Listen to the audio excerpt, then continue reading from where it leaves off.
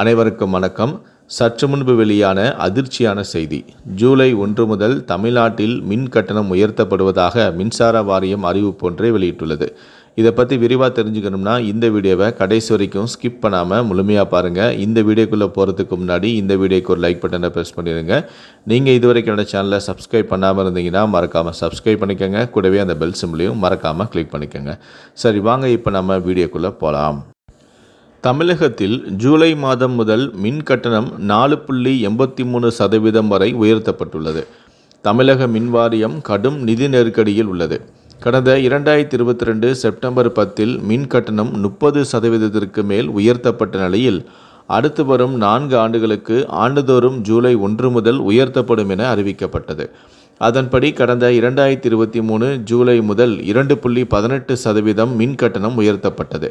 இந்த நிலையில்தான் நடப்பு நிதியாண்டுக்கான மின் கட்டணமானது ஜூலை மாதம் முதல் 4.83% வரை உயர்த்தப்படுவதாக மின்சார ஒழுங்குமுறை ஆணையம் தெரிவித்துள்ளது.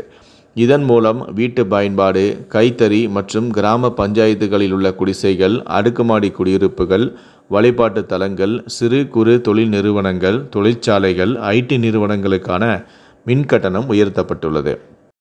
அதாவது 0 முதல் 400 யூனிட் வரை ஒரு யூனிட்டுக்கு ₹4.60 ₹4.80 உயர்வு. 401 முதல் 500 யூனிட் வரை ஒரு யூனிட்டுக்கு ₹6.15 ₹6.45 உயர்வு.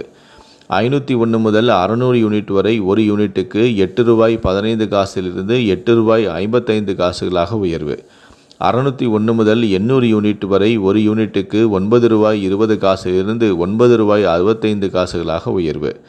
801 முதல் 1000 யூனிட் வரை ஒரு யூனிட்டுக்கு ₹10.20 ₹10.70 உயர்வு. 1000 யூனிட்டுக்கு மேல் ஒரு யூனிட்டுக்கு ₹11.25 ₹11.80 உயர்வு.